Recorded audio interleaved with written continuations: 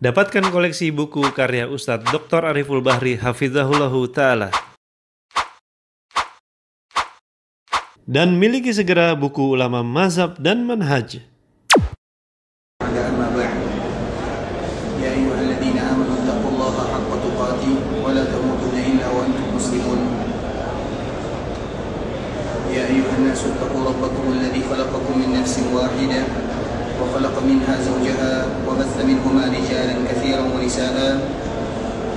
Wattaqullaha alladzi tasaaluna bihi wal arham innallaha kana 'alaykum raqiba. Ya ayyuhalladzina amanu taqullaha wa qulu qawlan sadida يصلح لكم أعمالكم ويغفر لكم ذنوبكم ومن يطع الله ورسوله فقد فاز فوزا عظيما. أما بعد فإن أصدق الحديث كتاب الله وخير الهدي هدي محمد صلى الله عليه وسلم وشر الأمور محدثاتها فإن كل محدثة بدعة وكل بدعة ضلالة. إخوة الإسلام saudaraku muslimin, para tetamu Allah rahimani wa rahimakumullah. Alhamdulillah, Allah Subhanahu wa Ta'ala kembali memberikan kesempatan kepada kita bersama untuk bisa berkumpul duduk di dalam masjid Rasulullah sallallahu alaihi wasallam, guna dan tujuan untuk beribadah kepada Allah Azza wa Jalla. Dan beribadah kepada Allah Subhanahu wa Ta'ala di antara bentuk kita bersyukur kepada Allah Subhanahu wa Ta'ala. Nabi sallallahu alaihi wasallam, beliau pernah dan selalu melakukan salat malam. Dan solat malam yang dilakukan oleh Nabi SAW tentunya merupakan solat malam yang paling indah. Karena memang kebiasaan Nabi SAW, Nabi menghidupkan sepertiga malam terakhir. Kemudian di antara salah satu yang dilakukan oleh Nabi SAW adalah memperpanjang dan memperlama bacaan ayatnya. Sampai-sampai kaki Nabi SAW bengkak karena lamanya Nabi SAW berdiri. Kemudian ibunda kita Aisyah radhiyallahu ta'ala anha yang melihat keadaan Nabi sallallahu alaihi wasallam, beliau pun bertanya kepada suaminya, "Ya Rasulullah, bukankah Allah Subhanahu wa ta'ala telah memberikan ampunan kepadamu? Bukankah Allah Subhanahu wa ta'ala telah memberikan kepadamu maqaman mahmuda? Bukankah Allah telah memberikan kepadamu nikmat yang mulia?" Disebutkan oleh ibunda kita Aisyah, nikmat yang sangat besar diberikan oleh Allah kepada nabinya. Kemudian apa kata Aisyah? Kalau seandainya Allah telah mengampunkan dosamu, kenapa engkau harus melakukan solat dan sampai kakimu bengkak saking lamanya engkau melakukan ibadah solat? Maka tahukah kita apa jawaban baginda Rasulullah sallallahu alaihi wasallam? Wahai Aisyah, afala ahabbu an akuna 'abdan syakura? Ketika Allah Subhanahu wa ta'ala berikan kepadaku nikmat yang sangat banyak, tidakkah aku suka dengan nikmat tersebut agar aku menjadi seorang hamba yang pandai bersyukur kepada Allah Subhanahu wa ta'ala? Artinya ikhwatul Islam, Nabi adalah orang yang diberikan nikmat oleh Allah Subhanahu wa ta'ala. Dan di antara salah satu Nabi bersyukur kepada Allah Subhanahu wa ta'ala, Nabi melakukan salat malam dalam waktu yang sangat lama, berdiri yang lama, bacaan ayatnya juga lama, sampai bengkak kaki Nabi sallallahu alaihi wasallam saking lamanya beliau salat. Dan alasan Nabi melakukan yang demikian agar Nabi menjadi hamba yang bersyukur kepada Allah Azza wa Jalla. Maknanya ikhwatul Islam, kalau seandainya kita ingin bersyukur kepada Allah, maka syukur itu harus dibarengi dengan ibadah. Tidak ada gunanya bersyukur tanpa kita beribadah kepada Allah Azza wa Jalla. Artinya hakikat daripada syukur adalah beribadah dan mendekatkan diri kepada Allah Azza wa Jalla. Maka itulah yang disebutkan oleh Allah Subhanahu wa ta'ala, i'malu ala Dawud syukra. Kalau seandainya kalian ingin bersyukur kepadaku, maka beramallah, beribadahlah sebagaimana yang dilakukan oleh keluarga Nabi Daud, yaitu Nabi Sulaiman. Karena mereka adalah orang-orang yang diabadikan sejarahnya oleh Allah Azza wa Jalla di Al-Quran. Bahkan juga Allah Subhanahu wa ta'ala menyebutkan, "Hada min fadli Rabbi liyabluwani aashkuru am akfur." Ketika Allah memberikan nikmat yang sangat banyak kepada Nabi Sulaiman, maka beliau menyebutkan semua yang ada pada diriku adalah karena Allah Azza wa Jalla. Liyabluwani, karena Allah ingin menguji diriku, apakah aku termasuk di antara hamba yang bersyukur atau termasuk hamba yang kufur kepada Allah Subhanahu wa ta'ala. Artinya ikhwatul Islam, bersyukur kepada Allah Subhanahu wa ta'ala tidak cukup dengan kata-kata sahaja, tapi bersyukur kepada Allah Subhanahu wa ta'ala harus diikutkan dengan amalan dan ibadah serta kebaikan dan kebajikan yang diridhai oleh Allah Subhanahu wa taala, maka baru baru kita disebut dengan bersyukur kepada Allah Rabbul Izzati wal Jalalah. Dan kebiasaannya ikhwatul Islam, orang yang bersyukur kepada Allah Subhanahu wa taala, karena ujian itu ada dua. Yang pertama ujian dengan nikmat, dan yang kedua ujian dengan musibah. Orang yang diberikan musibah itu adalah ujian. Orang yang diberikan nikmat itu juga disebut dengan ujian. Dan kebiasaan mereka yang diuji dengan nikmat, banyak di antara mereka yang gagal bersyukur kepada Allah Azza wa Jalla. Tapi mereka yang diuji oleh Allah Subhanahu wa taala dengan musibah, maka mereka berhasil menjadi hamba yang bersyukur dan tunduk kepada Allah Subhanahu wa taala. Oleh karena itulah sebenarnya kita ini umat Islam yang diberikan kelebihan-kelebihan oleh Allah Subhanahu wa taala, dan salah satunya dimudahkan langkah kita datang ke kota Madinah, maka di sana ada kewajiban yang harus kita lakukan dalam bentuk bersyukur kepada Allah Subhanahu wa taala, yaitu memperbanyak beribadah kepada Rabbul Izzati wal Jalalah. Sehingga apabila kita memperbanyak ibadah kepada Allah, maka baru kita disebut dengan seorang hamba yang bersyukur kepada Rabbul Izzati wal Jalalah. Dan semoga Allah mudahkan bagi kita untuk selalu semangat beribadah kepada Allah Subhanahu wa taala. Kemudian salawat beriringkan salam semoga senantiasa tercurahkan buat junjungan alam Nabi kita yang mulia, uswah dan qudwah kita bersama Muhammad bin Abdullah sallallahu alaihi wasallam, yang mana kita tidak akan pernah bosan mengingatkan kepada diri kami pribadi dan juga kaum muslimin bahawa kita memiliki kewajiban yang harus kita tunaikan kepada Nabi. Artinya apabila kita tidak melakukannya, maka Nabi akan bertanya kepada kita di akhirat kelak, apakah kalian sudah melakukan kewajiban kalian kepadaku atau tidak? Makanya disebut dengan kewajiban. Karena apabila disebut dengan kewajiban, kalau kita tidak melakukannya, maka siap-siap kita ditanya oleh baginda Rasulullah sallallahu alaihi wasallam, terutama dikala kita berjumpa dengannya. Dan di antara salah satu kewajiban kita kepada baginda Rasulullah sallallahu alaihi wasallam adalah dengan mengucapkan dan selalu mengucapkan salam dan salawat kepadanya. Sehingga Allah Subhanahu wa taala menyebutkan, innallaha wa malaikatahu yusalluna 'alan nabi. Sesungguhnya Allah dan para malaikatnya, mereka senantiasa bersolawat kepada Nabi. Kemudian Allah mengatakan, ya ayyuhalladzina amanu sallu, wahai orang-orang yang beriman, banyaklah bersolawat. Arti kalimat sallu itu bukan bersolawat, tapi artinya adalah banyaklah bersolawat. Artinya kalau kita mengucapkan sallallahu alaihi wasallam satu kali atau dua kali, berarti kita belum melaksanakan ayat ini. Karena kalimat sallu itu artinya bukan bersolawat kepada Nabi, tapi berbanyaklah bersolawat kepada Rasulullah sallallahu alaihi wasallam. Dan itu sesuai dengan nama Nabi kita yang mulia. Kita selalu menyampaikan di khotbah Islam, Nabi sallallahu alaihi wasallam memiliki nama yang sangat banyak sekali. Nabi disebut dengan Al-Mahi, Nabi disebut dengan Al-Aqib, Nabi disebut dengan Al-Hashir, Nabi dipanggil dengan Al-Muqaffi, Nabi juga dinamakan dengan Nabiyut Taubah, Nabi juga dinamakan dengan Nabiyur Rahmah, Nabi sallallahu alaihi wasallam juga dipanggil dengan Al-Malhamah, Nabi sallallahu alaihi wasallam juga disebut dengan Al-Marhamah. Sebagaimana nama Nabi yang lain adalah Ahmad, dan juga nama Nabi yang lain adalah Muhammad. Itu adalah nama-nama Rasulullah SAW yang harus diketahui oleh kaum muslimin. Siapa yang hafal nama Nabinya? Angkat tangannya. Angkat tangan dulu. Siapa yang berani? Ada yang hafal nama Nabinya? Ini nama Nabi SAW. Silakan, sini nak, Masya Allah. Sini nak, Masya Allah. Sini nak, Masya Allah.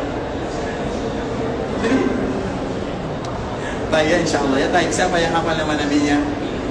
Jangan kalah sama anak-anak ya. Tapi kita ulang lagi ikhwatul Islam, Nabi SAW memiliki nama yang mesti diketahui oleh kaum muslimin. Nama Nabi SAW yang populer bagi kita bersama adalah Ahmad dan Muhammad. Tapi kita harus tahu, Nabi SAW masih memiliki nama-nama yang lain yang semuanya sama dengan Muhammad dan Ahmad. Artinya sebagaimana Ahmad dan Muhammad kita hafal, kita mengetahui, begitu juga dengan sebagaimana kita menghafal nama Nabi SAW Ahmad dan Muhammad, maka kita juga menghafal nama-nama Nabi SAW yang lainnya. dan itu adalah bentuk kecintaan kita kepada Rasulullah sallallahu alaihi wasallam. Bagaimana kita cinta kepada Nabi kalau kita tidak tahu nama Nabi sallallahu alaihi wasallam? Bisa dipahami ya? Jadi menghafal nama Nabi itu bukan sekedar menghafal saja. Coba kalau kita lupa nama orang tua misalnya, apakah ada anak yang lupa kepada orang tuanya? Atau apakah ada orang tua yang lupa nama anaknya? Jarang ikhwatul Islam. Kalau anak yang lupa nama orang tuanya, maka mereka dipanggil anak durhaka, dan Nabi lebih mulia dari segala-galanya. Lebih kita cintai dibandingkan dengan kecintaan kita kepada orang tua kandung kita sendiri. An-nabiyyu aula bil mu'minina min anfusihim. Nabi itu lebih pantas dibandingkan dengan diri kita sendiri. Artinya kita mencintai Nabi SAW itu ikhwatul Islam, salah satunya mengetahui tentang Nabi dan nama Nabi. Makanya Nabi SAW namanya sebagaimana Ahmad dan Muhammad, Nabi juga dinamakan dengan Al-Mahi, Al-Aqib, Al-Hashir. Nabi juga disebut dengan Nabiur Rahmah, Nabiut Taubah, Al-Muqaffi. Nabi SAW dipanggil dengan Al-Malhamah, sebagaimana juga Nabi SAW disebut dengan Al-Marhamah. Itu semua merupakan nama Nabi. Dan setiap nama dari nama-nama Nabi ada sifat-sifat yang mulia di dalamnya. Dan salah satu sifat Nabi misalnya Al-Mustafa, kemudian Asy-Syafi', itu adalah sifat-sifat Rasulullah SAW. Karena kaedahnya setiap nama ada makna sifat di dalamnya. Bukan berarti setiap sifat harus dinamakan dengan nama tersebut. Makanya di antara nama Nabi SAW tadi kita sebutkan ada 10 nama Rasulullah SAW. Ada yang sudah hafal? Kayaknya yang mana yang dulu angkat tangan nih? Baik, silakan ya, silakan. Baik. Nama Nabi SAW baik. Al-Mahi, Al-Aqib, Al-Hashir, Al-Hashir. Baik. Nabiut Taubah, Nabiur Rahmah, Al-Muqaffi. Baik. Al-Malhamah, Al-Marhamah, Ahmad dan Muhammad. Artinya baik, Masya Allah, barakallahu fiik. Semoga bermanfaat. Bisa diaparkan, Masya Allah. Syakarallahu lakum ya. Itu adalah nama-nama Rasulullah sallallahu alaihi wasallam. Nah, salah satu nama Nabi sallallahu alaihi wasallam nanti artinya cari sendiri ya. Misalnya nanti kita di internet, misalnya siapa nama-nama Nabi sallallahu alaihi wasallam dan mengapa Nabi dinamakan dengan nama tersebut. Mumpung momennya kita berada di kota Madinah dan kita dekat dengan Nabi sallallahu alaihi wasallam, minimal kita hafal dan mengetahui nama Nabi dan mengapa Nabi dinamakan dengan nama-nama tersebut. Salah satu nama Nabi sallallahu alaihi wasallam adalah Muhammad. Kalimat yang selalu kita ucapkan dan nama yang paling disukai. Makanya kalimat Muhammad itu ikhwatul Islam adalah nama yang sangat indah. Sehingga kalau seandainya kita perhatikan para ulama itu namanya hanya 2 saja. Artinya kebanyakan mereka hanya 2. Kalau tidak Muhammad maka namanya Ahmad. Kalau tidak Muhammad maka namanya Ahmad. Dan selalu kita contohkan ikhwatul Islam Imam Syafi'i. Siapa nama Imam Syafi'i? Namanya adalah Muhammad. Imam Syafi'i namanya Muhammad. Nah, yang lebih unik lagi ikhwatul Islam, Imam Syafi'i juga punya keturunan. Berapa orang anaknya Imam Syafi'i? Imam Syafi'i punya keturunan. Berapa orang, siapa yang tahu berapa anak Imam Syafi'i? Baik, tidak menjadi masalah, kita tidak tahu ya. Tapi intinya Imam Syafi'i itu punya anak 4 orang, 2 laki 2 perempuan. Nah, siapa nama anak laki-lakinya? Kedua-duanya namanya adalah Muhammad. Jadi Imam Syafi'i namanya Muhammad, anak laki-laki yang pertama dinamakan dengan Muhammad, anak laki-laki yang kedua juga disebut dengan Muhammad. Jadi bagaimana kita bisa membezakan antara Muhammad yang pertama dengan Muhammad yang kedua? Bagaimana? Tanya Imam Syafi'i. Karena beliau yang menamakan anaknya dengan Muhammad. Artinya saking cintanya dengan kalimat ini. Karena kalimat ini ikhwatul Islam Muhammadun, karena kita lengkapkan ya. Imam Syafi'i anaknya 4 orang, 2 laki-laki 2 perempuan. Yang laki-laki namanya Muhammad yang pertama, Muhammad yang kedua. Sedangkan yang perempuan namanya adalah Ummu Kulthum dengan kalau tidak salah Fatimah atau Ruqayyah. Tidak jauh-jauh, karena memang di antara salah satu keunggulan Imam Syafi'i, nasabnya berjumpa dengan Nabi sallallahu alaihi wasallam. Kalau bahasa kitanya satu kakek dengan Nabi sallallahu alaihi wasallam. Terlepas daripada itu semua ikhwatul Islam, kita kembalikan kepada Muhammad. Muhammad itu diambil dari kata-kata hummida.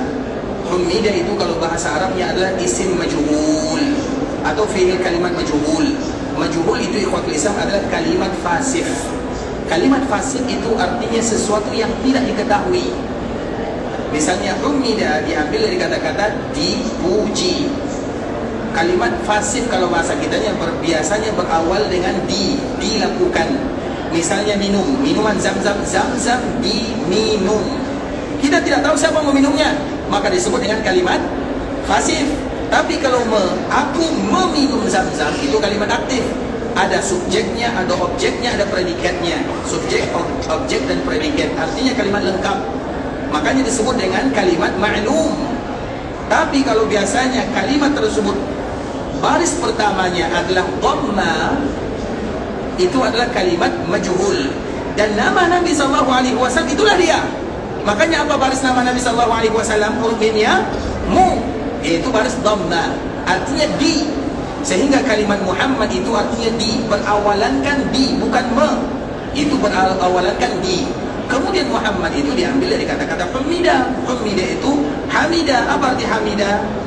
Memuji, berarti dirubah dipuji. Karena Nabi isim majhul. Kemudian ada syiddahnya, ada tasydidnya, yaitu humida Muhammadun, artinya adalah orang yang paling banyak dipuji. Siapa yang memujinya? Semuanya. Sehingga ikhwatul Islam, kalau Nabi SAW kita tidak bersolawat kepadanya, Nabi tidak akan pernah rugi, karena masih banyak orang lain yang akan bersolawat kepada Nabi. Dan sebelum hamba yang namanya manusia bersolawat kepada Nabi, Allah sudah bersolawat kepada Nabi, dan para malaikat juga sudah bersolawat kepada Nabi. Nabi tidak pernah memerlukan solawat yang kita bacakan, karena Allah telah bersolawat kepadanya. Dan para malaikat yang jumlahnya sangat banyak dibandingkan dengan manusia, juga mereka semuanya tanpa terkecuali bersolawat kepada Rasulullah SAW. Lantas bagaimana? Sehingga agar kita tahu, ketika kita mengucapkan solawat kepada Nabi, maka semua pahala, keutamaan, manfaatnya kembali kepada orang yang mengucapkannya. Sehingga itulah disebut dengan Muhammadun, yaitu orang yang banyak dipuji. Makanya kalimat Muhammad adalah kalimat yang sangat indah ikhwatul Islam, karena maknanya adalah orang yang paling banyak dipuji. Dan kita ingin termasuk selalu memuji Rasulullah SAW dalam ucapan salam dan salawat yang kita sampaikan.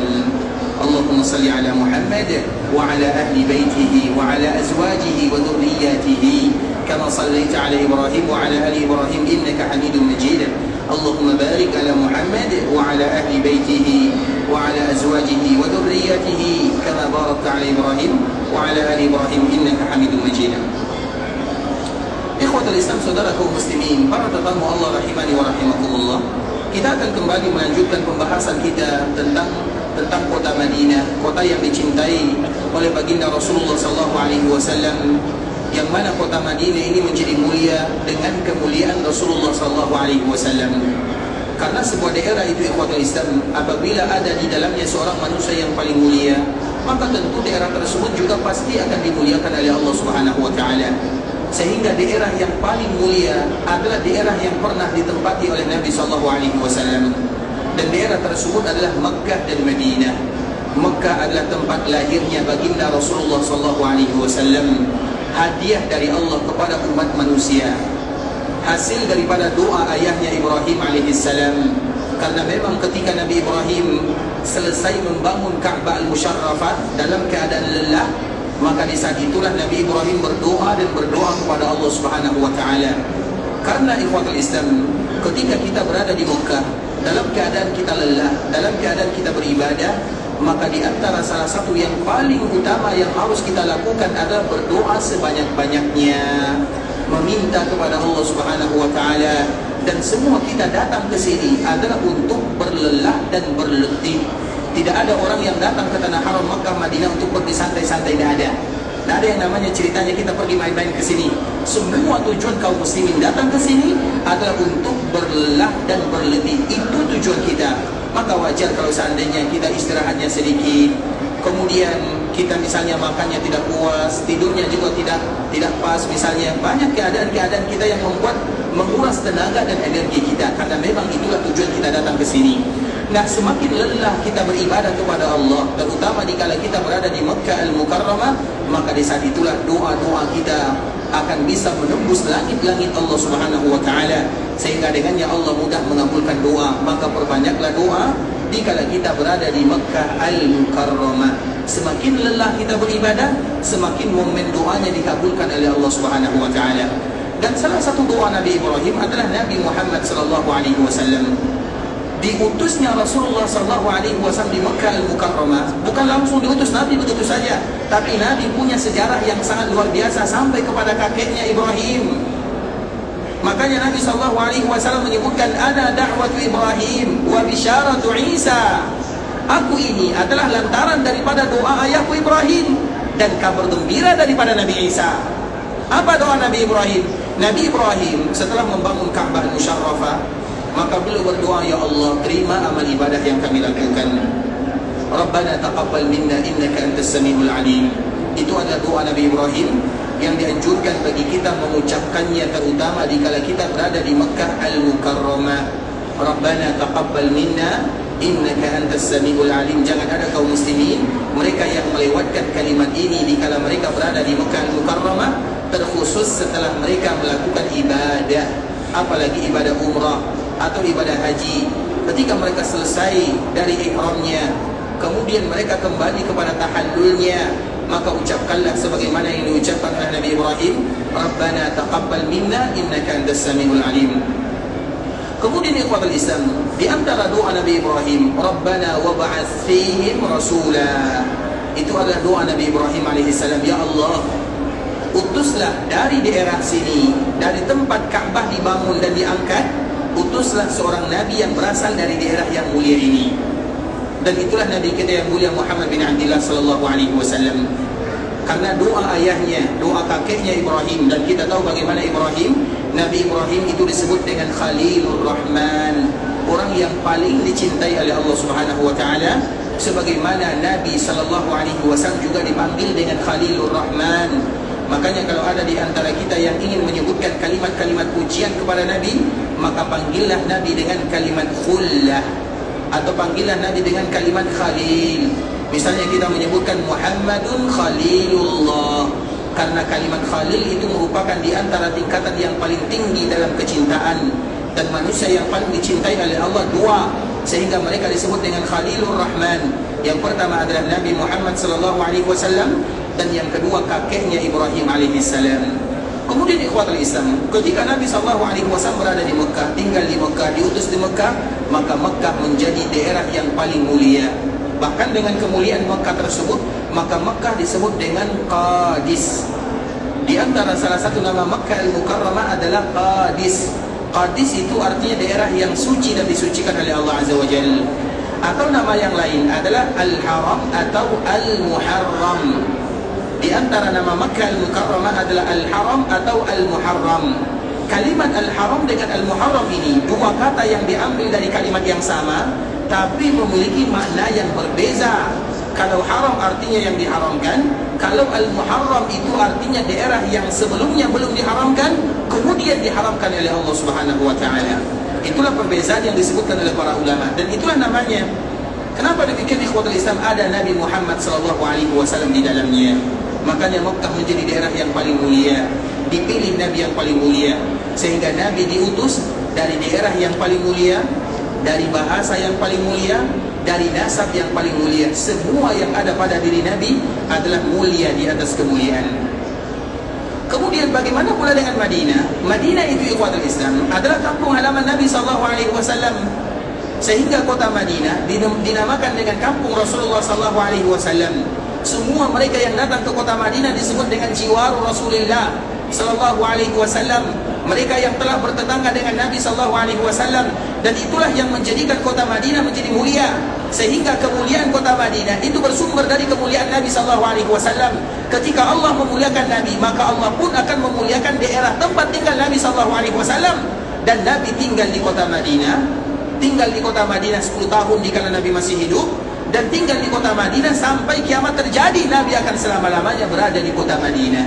Sehingga bagi kita yang ada di kota Madinah, maka mereka akan berbangga dan bersyukur kepada Allah Subhanahu wa taala karena mereka sedang menjadi tetangga Rasulullah sallallahu alaihi wasallam. Sehingga dikala kita menjadi tetangga Nabi sallallahu alaihi wasallam, maka melakukanlah kebaikan-kebaikan dan demi kebaikan. Semua yang kita lakukan kebaikan karena kita sedang bertetangga dengan Nabi kita yang mulia sallallahu alaihi wasallam. Dan tidak ada kaum muslimin yang ada di dunia kecuali mereka semuanya menginginkan dirinya untuk menjadi tetangga Nabi. Kalau tidak di dunia, maka nanti di akhirat. Nah, alhamdulillah Allah berikan kesempatan tersebut kepada kita di dunia. Kita diberikan kemudahan datang ke sini. Karena datang ke kota Madinah ini, umat Islam, tidak ada hubungannya dengan ibadah yang kita lakukan. Itu harus kita ingat selalu. Datang ke kota Madinah tidak ada hubungannya. Misalnya ada di antara kita yang dari kampung halamannya, kemudian langsung terbang menuju Jeddah, kemudian dari Jeddah dia langsung pergi ke Mekah, kemudian langsung melaksanakan ibadah haji atau melaksanakan ibadah umrah, kemudian setelahnya dia pergi lagi ke Jeddah, terbang lagi ke kampung halamannya. Ibadah umrahnya sah atau tidak? Sah atau tidak? Betul sah nih. Sah atau tidak? Sah. Kenapa sah? Dia belum datang ke kota Madinah. Jadi dari Jeddah ke Mekah, dari Mekah langsung pulang ke kampung halamannya. Ibadahnya sah atau tidak? Sah. Ibadahnya sah karena tidak termasuk bagian daripada ibadah yang kita lakukan. Madinah ini umat Islam bukan rukun umrah, bukan wajib umrah, bahkan sunat umrah pun tidak masuk di dalamnya. Kita mengetahui di dalam ibadah umrah ini ada rukunnya, ada wajibnya, ada sunnahnya. Ada rukun umrah. Berapa rukun umrah? Kita selalu ulang. Berapa rukun umrah? 3. Berapa wajib umrah? Berapa wajib umrah? Wajib umrah 2. Berapa sunat umrah? Cari sendiri. Karena semua sisanya berarti sunnah-sunnah umrah. Artinya ikhwan Islam, apakah pernah kita membaca di antara salah satu sunnah melaksanakan ibadah umrah harus kita datang ke kota Madinah? Ada atau tidak? Tak pernah ada dalam sejarah ikhwan Islam. Datang ke kota Madinah tidak ada hubungannya dengan ibadah umrah. Artinya kalau kita melaksanakan ibadah umrah dari Jeddah ke Mekah, dari Mekah langsung pulang ke kampung halaman, ibadah kita sah sempurna, bahkan kita juga bisa mendapatkan ibadah yang mabrur atau haji yang mabrur atau umrah yang mabrur. Tidak ada hubungannya dengan Madinah. Tapi kalau ada di antara kita yang datang ke Mekah, kemudian dia tidak datang ke kota Madinah, apa yang terjadi? Dia merasa puas atau tidak? Pasti ada sesuatu yang kurang. Bahkan kalau seandainya rute kita ikhwatul Islam langsung ke Mekah, kemudian dari Mekah pulang ke kampung halaman, apa yang terjadi? Ganti travel. Artinya kita akan mencari yang lain. Kenapa kamu tidak datang ke kota Madinah? Padahal mereka tidak salah. Artinya ikhwatul Islam, ibadah yang kita lakukan, kita datang ke sini, tujuan pertama kali pasti untuk melaksanakan ibadah umrah. Madinah ini tidak termasuk ke dalamnya. Tapi pertanyaannya, kenapa kita harus datang ke kota Madinah? Maka itulah yang disebutkan oleh Imam Ibn Hajar Al-Asqalani, ikhwatul Islam, tidak ada satu jiwa pun mereka yang mengucapkan kalimat La ilaha illallah Muhammadur Rasulullah kecuali di dalam hati mereka pasti mencintai kota baginda Rasulullah SAW, seolah-olah ada supir yang membawanya datang ke kota Madinah untuk beribadah di Masjid Nabawi dan untuk berziarah ke perkuburan Rasulullah SAW. Padahal ibadah ini tidak ada hubungannya dengan kita melaksanakan ibadah umrah. Kedatangan kita, keberadaan kita di kota Madinah tidak ada hubungannya.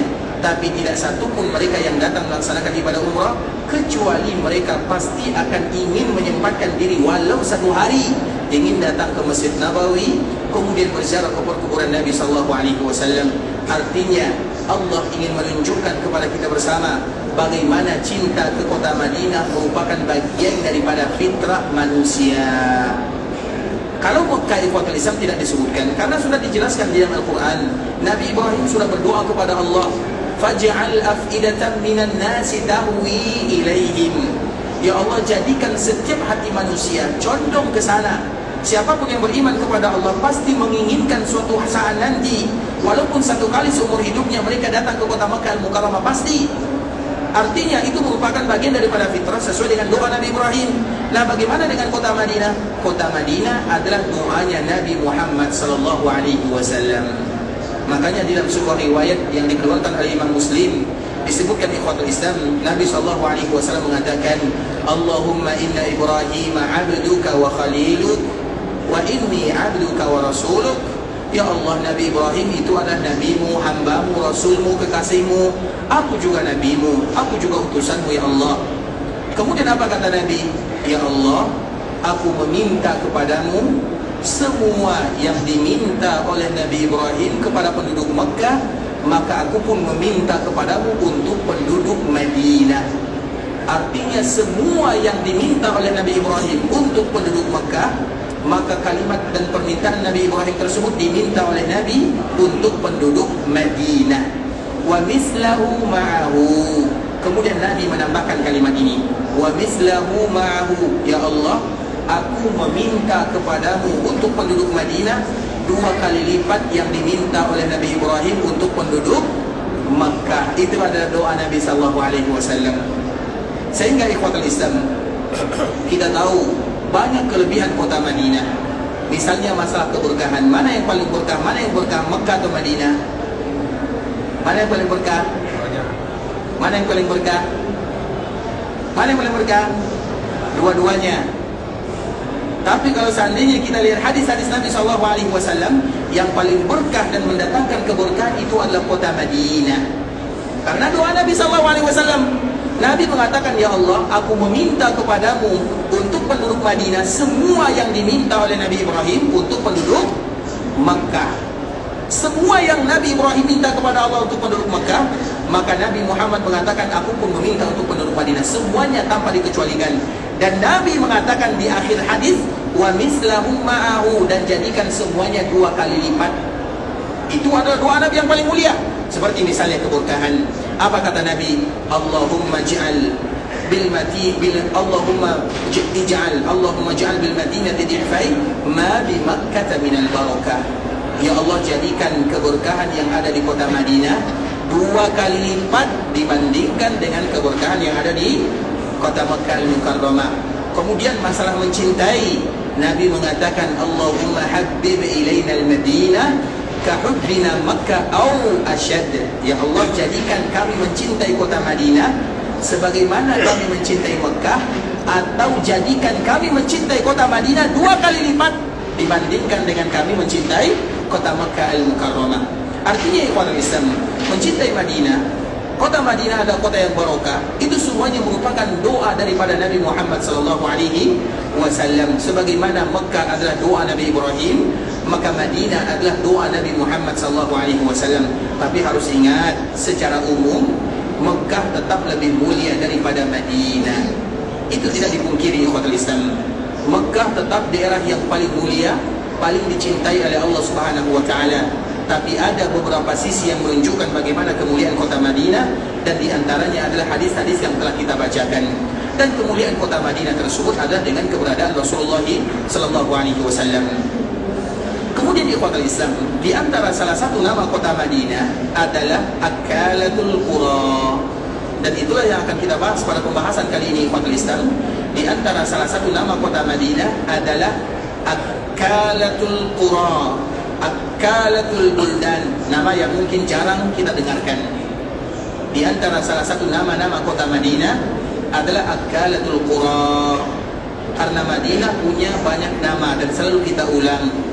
Disebut dengan Madinah, disebut dengan Darul Iman, Darul Hijrah, Darul Abrar, Darul Akhyar, Taba, Tiba, Akalatul Qura, Akalatul Buldan, Baladur Rasul, Zatu Nakhlin, Al-Habibah, Al-Mahfudhah, Baitul Ilmi, Darus Sunnah. Itu semua merupakan di antara nama-nama kota Madinah. Dan kita menyebutkan sedikit daripada yang banyak sekali nama-nama yang dimiliki oleh kota Madinah. Siapa yang bisa mengulang nama-nama kota Madinah? Baik, silakan. Taba, Tiba, Darus Sunnah, Darut Taqwa. Siapa yang bilang nama Madinah? Taqwa itu pondok ya, hotel ya. Baik. Ulang lagi. Taba, Tiba, Darus Sunnah, Al-Muhafadhah ya. Al-Muhafadhah ala Nasafah. Ingat ya tapi lupa ya. Tahayyul. Sila ulang lagi. Fokus konsentrasi. Baik, ulang lagi. Baba. Tiba. Darus Sunnah.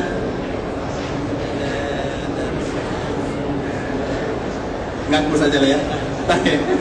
Ternyata jadi ustaz tidak mudah ya. Silakan yang lain. Yang lain siapa lagi yang hafal kota Madinah? Kita menyebutkan 15, sebutkan 10 lah. 10 di antara nama-nama kota Madinah. Siapa yang masih hafal nama-nama kota Madinah? Siapa masih ingat nama-nama kota Madinah? Taba, Al-Madinah yang pertama. Al-Madinah, Taba, Tiba, Darul Iman. Darul Iman. Kemudian Darus Sunnah, Darul Abrar, Darul Akhyar, Al-Mahfudhah, Al-Habibah, Baitul Ilmi, dan salah satunya adalah Akalatul Qura. Masya Allah, semoga bermanfaat ya Ustaz ya. Masya Allah ini ya. Silakan. Sepertinya sudah 5 kali menjawab betul-betul ya. Masya Allah, barakallahu fiik. Allah yang fadhil. Sehat selalu Ustaz ya. Masya Allah, hafizakumullah. Semoga memberikan manfaat. Baik. Salah satu nama kota Madinah adalah Akalatul Qura. Akalatul Qura. Tentunya kita bertanya, apa makna daripada kalimat Akalatul Qura? Dan mengapa Madinah disebut dengan Akalatul Qura? Karena Qura itu ikhwatul Islam juga merupakan di antara salah satu nama yang ada pada kota Madinah dan juga nama yang disebut untuk Makkah Al-Mukarramah. Makkah Madinah mereka memiliki kesamaan nama. Ada beberapa kesamaan nama. Disebut dengan Al-Balad. Makkah disebut dengan Al-Balad, Madinah juga disebut dengan kalimat yang sama. Disebut dengan Al-Qaryah. Di antara nama Makkah adalah Al-Qaryah. Madinah juga disebut dengan Al-Qaryah. Disebut dengan Al-Amin. Makkah disebut dengan Al-Amin, Madinah juga disebut dengan Al-Amin. Artinya ada beberapa nama yang sama antara Makkah dengan Madinah, sesuai dengan maknanya. Salah satunya ikhwatul Islam adalah Akalatul Qura. Nah sekarang kenapa Madinah disebut dengan Akalatul Qura dan apa makna yang terkandung di dalamnya? Akalatul Qura ini ikhwatul Islam, Akalatul Qura dalam hadis yang disebutkan oleh Nabi SAW, Nabi menyebutkan, umirtu biqaryatin ta'kul qura. Sesungguhnya aku diperintahkan oleh Allah untuk meninggalkan Makkah ini menuju sebuah daerah, lokasi yang mana daerah tersebut adalah daerah ta'kul. Apa arti ta'kul? Akala, apa arti akala? Makan. Ta'kulul qura, yaitu daerah Allah perintahkan Nabi untuk hijrah meninggalkan Makkah menuju daerah yang mana sifat daerah tersebut adalah daerah yang akan memakan daerah-daerah yang lainnya. Sehingga Madinah disebut dengan Akala. Akala itu apa artinya? Akala itu artinya yang banyak makan. Madinah itu disebut dengan daerah yang akan memakan dan banyak memakan daerah-daerah yang lainnya. Itulah disebut dengan Akalatul Qura, dan itu adalah nama kota Madinah. Tentunya kita bertanya, mengapa Madinah disebut dengan daerah yang memakan daerah yang lainnya? Disebutkan oleh para ulama ikhwatul Islam, tentunya banyak penafsiran, tapi di antara salah satu maknanya bahwa tidak ada satupun manusia dimanapun mereka berada kecuali kecondongan mereka ingin datang ke kota Madinah. Tidak ada seorang pun manusia kecuali mereka bercita-cita untuk meninggalkan daerahnya dalam rangka beribadah kepada Allah dikala mereka berada di kota Madinah. Artinya ikhwatul Islam, Madinah itu merupakan daerah yang ingin dituju oleh kaum muslimin, siapapun dia.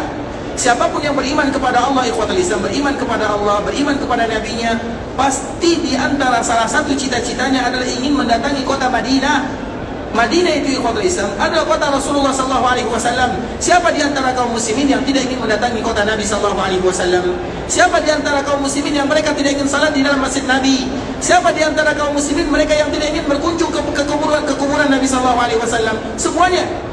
Makanya itulah disebut dengan Akalatul Qura. Akalatul Qura itu artinya orang-orang akan condong hatinya untuk datang beribadah kepada Allah Subhanahu wa taala untuk mendatangi kota Madinah. Bahkan Nabi memberikan motivasi. Kalau seandainya ada di antara kalian, motivasi dari Nabi, kalau seandainya ada di antara kalian yang sanggup tinggal di kota Madinah sampai dia dipanggil oleh Allah, lakukanlah.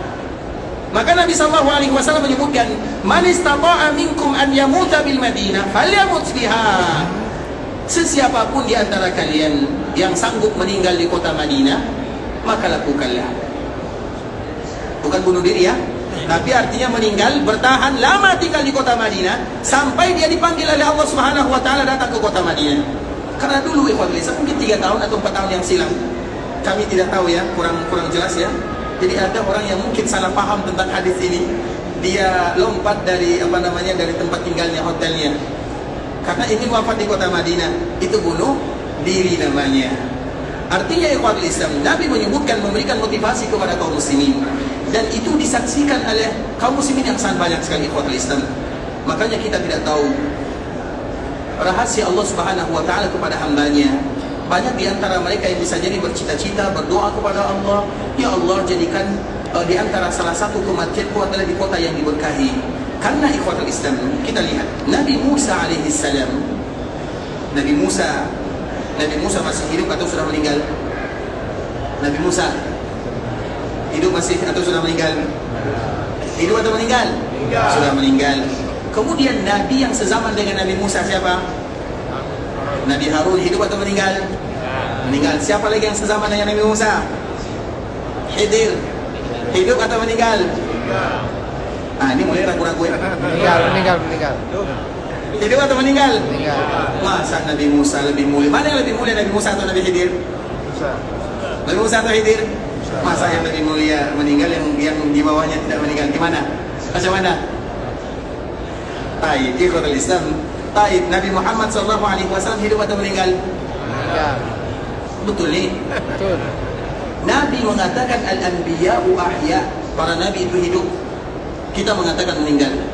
Mana yang betul? Kita atau Nabi? Jasad yang meninggal. Mana yang betul? Nabi Muhammad SAW ikhwatul Islam sudah meninggal secara kehidupan dunia, tapi sudah masih hidup secara kehidupan alam barzakh. Makanya Nabi hidup atau meninggal? Meninggal. Nah, boleh kita jawab seperti itu.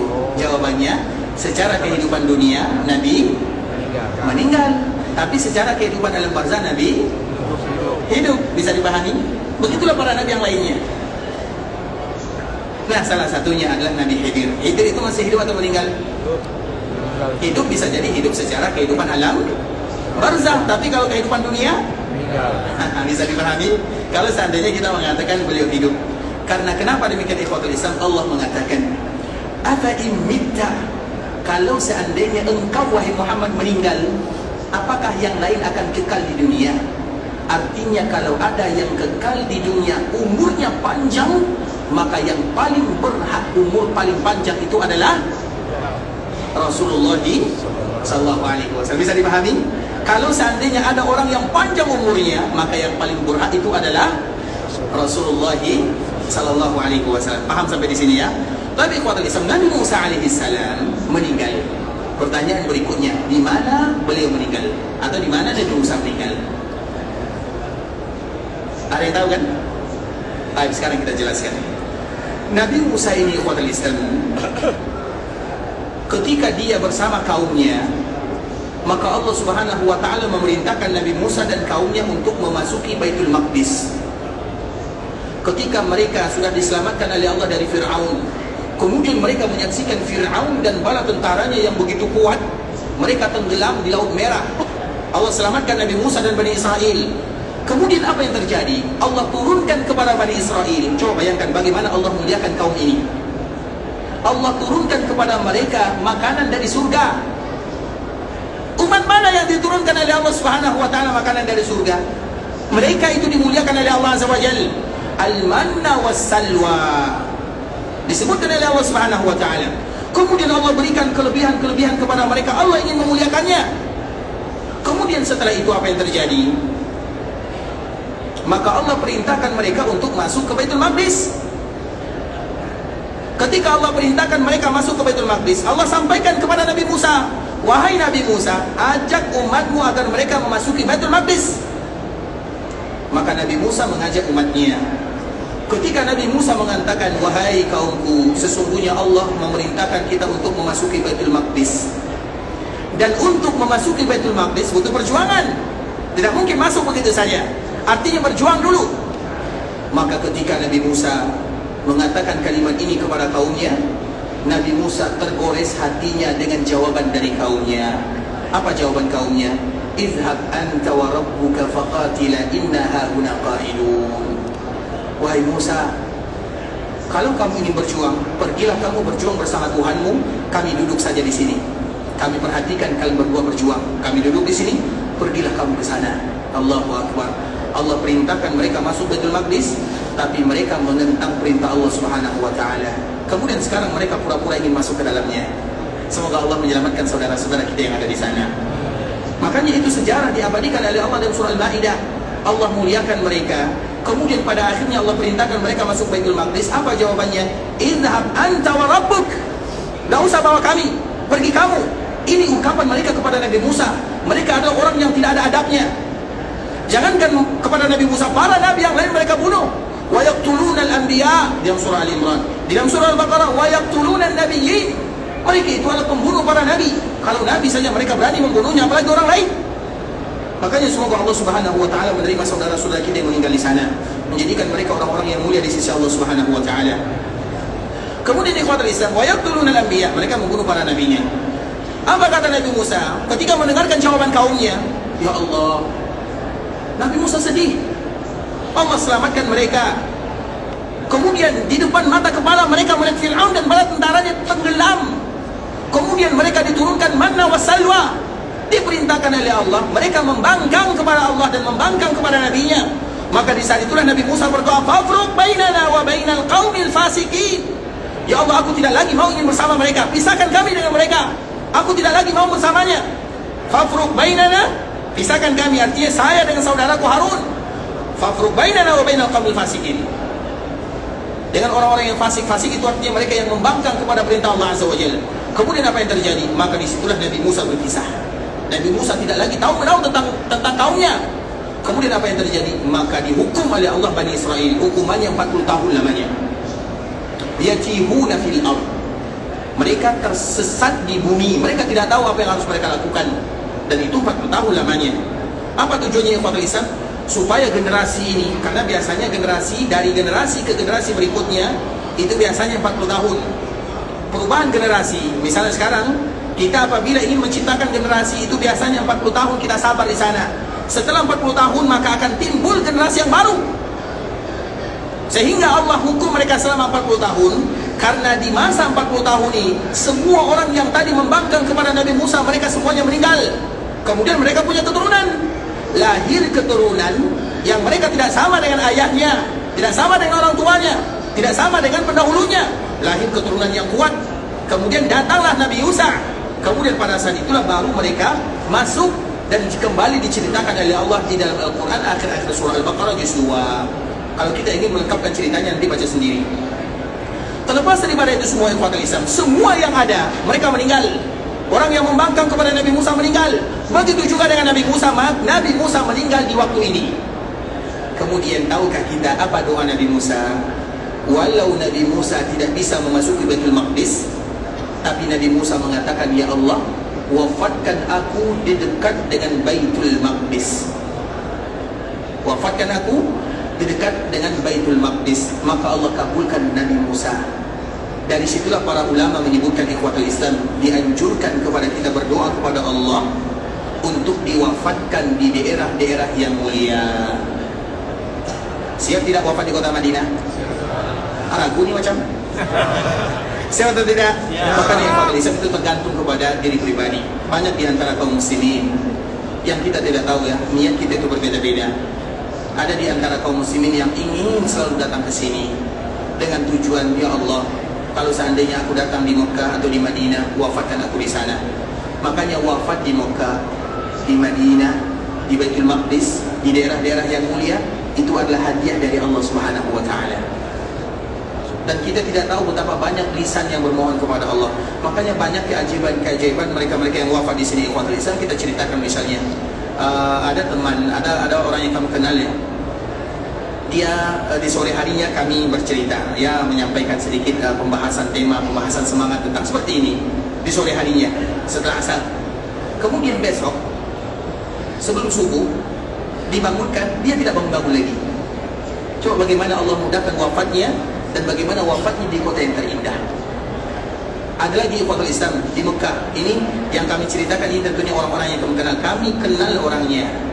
Dia datang, dia sakit ikhwatul Islam, sakit yang betul-betul keluarganya mengatakan bahwa dia akan meninggal. Sakitnya di kampung halamannya, tapi dia tidak meninggal. Kemudian diberikan kesehatan oleh Allah. Setelah dia sehat, maka dia pun pergi melaksanakan ibadah umrah di bulan Ramadan, datang ke Mekah. Sampai di Mekah ikhwatul Islam, di malam-malam terakhir, di malam-malam ganjil, dia pulang setelah melaksanakan ibadah, dia tidur langsung wafat, selesai. Bagaimana Allah Subhanahu wa taala memberikan kemudahan kepadanya? Ternyata dia selalu berdoa kepada Allah, ya Allah, wafatkan aku di sana. Itulah doa yang selalu dia minta kepada Allah Subhanahu wa taala. Dan banyak lagi kisah-kisah yang sangat indah ikhwatul Islam. Kita juga pernah menyaksikan pertama kali kami datang ke kota Madinah. Sebelum melaksanakan sholat asar, biasanya kaum muslimin sebelum sholat asar mereka melakukan sholat sunat. Apalagi sholat sunat setelah azan, ada 4 rakaat azan atau 4 rakaat sholat sunat sebelum asar. Sebagaimana hadis Nabi, rahimallahu imra'an shalla qabla al-'asri arba'an. Semoga Allah merahmati siapapun yang melakukan sholat sunat 4 rakaat sebelum asar. Dia pun melakukan sholat sunat tersebut. Kemudian di ikhwatul Islam dia sujud dalam waktu yang lama sekali. Kami di belakangnya duduk-duduk seperti menyandar seperti ini, dia sholat di depannya. Kemudian kita heran, Bapak ini kok kenapa sujudnya lama? Kita kira dia masih berdoa, karena memang dianjurkan kita memperlama berdoa. Kemudian muazzin mengumandangkan iqamah, dia juga belum bangkit. Ternyata dia sudah dipanggil oleh Allah dalam keadaan sujud di dalam Masjid Nabawi di kota yang paling mulia. Itulah cita-cita kaum muslimin.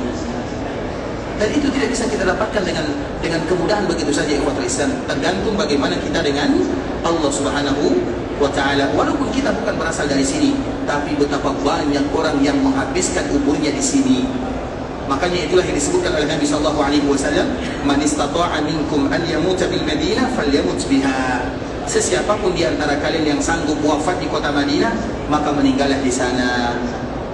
Kenapa demikian? Karena siapapun yang wafat di kota Madinah, pasti aku akan memberikan syafaat kepada mereka semuanya. Mengapa demikian ikhwatul Islam? Karena kalau kita wafat di kota Madinah, kita akan menjadi tetangga Nabi untuk selama-lamanya di dunia. Nabi berada di sini, di kota Madinah, dan Nabi tidak akan pernah keluar dari kota Madinah untuk selama-lamanya. Nabi tidak akan pernah keluar dari perkuburannya. Nabi tidak akan pernah kemana-mana. Nabi akan selalu berada di sini. Ketika Allah berikan hadiah kepada kaum muslimin, mereka wafat di kota Madinah, otomatis mereka akan dikuburkan di Baqi' sana. Bukankah mereka akan menjadi tetangga baginda Rasulullah untuk selama-lamanya? Bukankah syafaat Nabi akan dimudahkan bagi mereka untuk mendapatkannya? Bukankah setiap kaum muslimin yang datang ke kota Madinah akan berkunjung ke perkuburan Baqi'? Bukankah Baqi' itu merupakan perkuburan yang dianjurkan bagi kaum muslim untuk berziarah? Orang yang ada di Baqi' itu ikhwatul Islam, kita mengatakan tidak semua mereka yang terlepas dari dosa dan noda. Banyak di antara mereka yang mungkin banyak dosanya, banyak kesalahannya, tapi Allah berikan kepada mereka hadiah berada di sana dan banyak yang berziarah. Kita tahu, kita lihat perkuburan Baqi' tidak pernah kosong dari orang berziarah. Dan sebagaimana disebutkan oleh sahabat Buraidah, setiap kali kita memasuki perkuburan Baqi', maka mereka mengatakan, ya Rasulullah, apa yang kami ucapkan dikala kami memasukinya? Maka Nabi ajarkan, kalau kalian memasukinya, ucapkanlah Assalamualaikum. Setiap kaum muslimin yang mengucapkan Assalamualaikum dikala mereka datang ke perkuburan kaum muslimin, maka Allah memberikan rahmat dan kasih sayang kepada mereka yang ada di sana. Dan coba perhatikan berapa banyak kaum muslimin yang datang ke perkuburan Baqi'. Itu merupakan bonus dari Allah Subhanahu wa taala untuk mereka yang meninggal di kota Madinah. Artinya ikhwatul Islam, banyak kejadiannya, apalagi di musim haji. Di musim haji ikhwatul Islam banyak orang yang meninggal di sini. Misalnya tahun sebelumnya itu orang yang meninggal di Mekah dan di Madinah itu lebih daripada 700 orang dari kita saja ya. Kemudian tahun kemarin pokoknya ratusan orang yang meninggal, kita tidak tahu, bisa jadi rahasia dia dengan Allah Subhanahu wa taala. Makanya kita tidak boleh pernah menganggap remeh orang lain yang datang ke sini, karena kita tidak tahu apa cita-citanya. Dan kalau ada orang tua yang datang, nah tolong bawa saya melaksanakan ibadah umrah, nah jangan pernah ditolak. Karena bisa jadi ada rahasia dia dengan Allah Subhanahu wa taala. Bisa jadi dia ke sana untuk mengantarkan nyawanya, bertemu dengan atau ingin bertetangga dengan baginda Rasulullah sallallahu alaihi wasallam. Makanya ikhwatul Islam, daerah yang dianjurkan bagi kita meminta untuk meninggal di sana 3 ini. Yang pertama Madinah, yang pertama Makkah, yang kedua Madinah, yang ketiga Baitul Maqdis. Kalau daerah yang lain tentunya kita tidak dianjurkan, ya Allah wafatkan aku di sini. Jangan pernah mengatakan yang demikian. Tapi seorang muslim akan berdoa, ya Allah wafatkan aku dalam keadaan beribadah, wafatkan aku dalam keadaan husnul khatimah. Tapi kalau kita ingin meminta tempatnya, maka tempat yang boleh kita meminta wafat Makkah, Madinah dan Baitul Maqdis. Sehingga Nabi SAW menyebutkan, man istata'a minkum an yamuta bil Madinah falyamut biha. Barang siapa di antara kalian yang sanggup meninggal di kota Madinah, maka wafatlah di sana. Sehingga di antara salah satu doa Umar bin Khattab radhiyallahu ta'ala anhu, Allahumma rzuqni syahadata fi sabilik waj'al mauti fi baladi rasulik. Itulah doa yang selalu dipanjatkan oleh Umar bin Khattab radhiyallahu ta'ala anhu.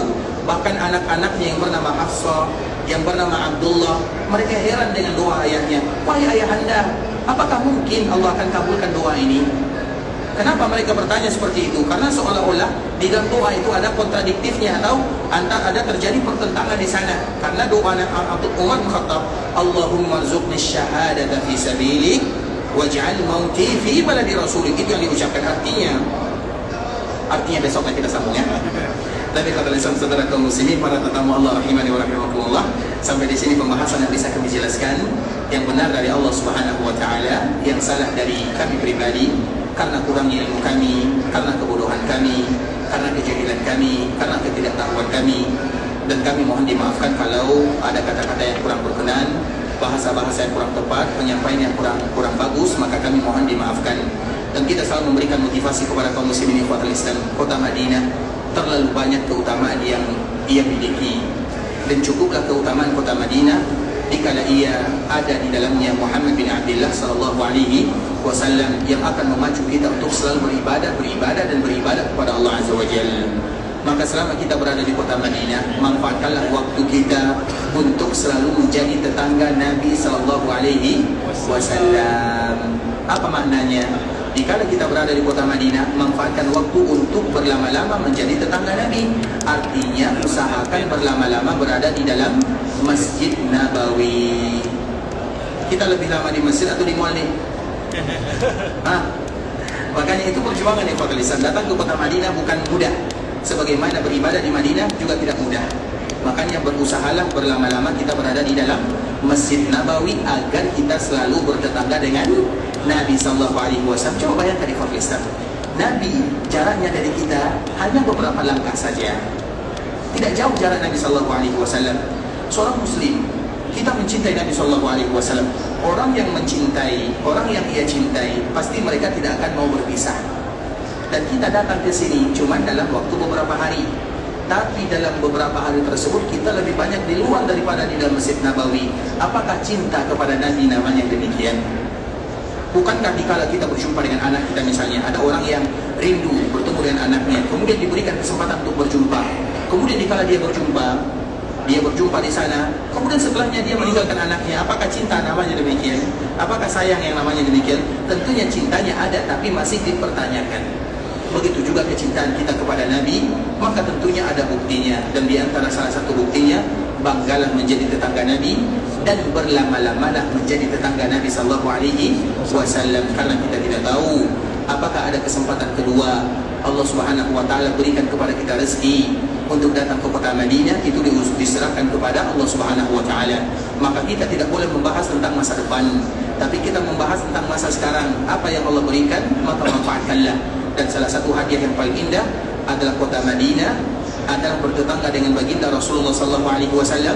Maka perbanyaklah berada di dalam Masjid Nabawi untuk bermunajat kepada Allah, meminta bermohon kepada Allah, beribadah di dalamnya dengan ibadah-ibadah yang diajarkan oleh baginda Rasulullah SAW. Karena tidak ada cita-cita kaum muslimin kecuali mereka ingin menjadi tetangga Nabi di dunia, sebagaimana pula ingin menjadi tetangga Nabi di dalam surga. Dan semoga Allah Subhanahu wa taala mudahkan kita untuk selalu menjadi tetangga Rasulullah sallallahu alaihi wasallam. Ikhwatul Islam, saudara kaum muslimin, para tetamu Allah rahimani wa rahimakumullah, kita selalu berdoa, berharap, bermohon, meminta kepada Allah agar Allah ampunkan dosa kita bersama. agar Allah ampunkan dosa orang tua kita, agar Allah berikan kepada mereka umur yang panjang dalam ketaatan kepada Allah. Kalau ada di antara orang tua kita yang sudah dipanggil oleh Allah, semoga Allah lapangkan perkuburannya dan dijadikan perkuburannya taman di antara taman-taman surga. Semoga Allah ampunkan dosa saudara-saudari kita, tetangga kita, keluarga kita, saudara-saudari kita, kaum muslimin secara keseluruhan. Semoga Allah Subhanahu wa taala berikan kemudahan kepada kita dalam setiap urusan yang kita lakukan. Allah berikan kesehatan kepada kita, Allah turunkan keberkahan dalam keluarga kita, Allah berikan keberkahan terhadap usaha yang kita lakukan, Allah berikan keberkahan terhadap anak dan keturunan kita. Kalau ada di antara kita yang ingin meninggalkan Madinah untuk melanjutkan perjalanannya ke Mekah Mukarramah, maka kita berharap kepada Allah, semoga Allah Subhanahu wa taala menerima semua amal ibadahnya, Allah mengabulkan setiap doa dan permintaannya, Allah memberikan kepada mereka umrah yang mabrurah, wa sa'yan mashkura, wa dhanban maghfura. Kalau ada di antara kita yang ingin meninggalkan tanah haram Makkah dan Madinah untuk kembali berjumpa dengan saudara dan keluarganya, semoga Allah mudahkan perjalanannya, Allah lancarkan setiap urusannya, kembali bersua dan berjumpa dengan keluarga yang mereka tinggalkan dalam keadaan sehat walafiat. Dan semoga suatu saat nanti Allah kembali memberikan rezeki kepada kita untuk selalu datang ke tanah suci. Semoga Allah memberikan keikhlasan kepada kita dalam setiap ibadah yang kita lakukan. Semoga Allah memberikan kepada kita istiqamah dalam agama, dan Allah tutup usia kita dalam keadaan husnul khatimah. Kita tutup dengan doa kafaratul majlis. Subhanakallahumma bihamdika asyhadu an la ilaha illa anta astaghfiruka wa atubu ilaik. Wa sallallahu wa sallim ala nabiyyina wa habibina wa khalilina wa sayyidina Muhammadin wa ala alihi wa sahbihi wa sallam tasliman katsira. Assalamualaikum warahmatullahi wabarakatuh.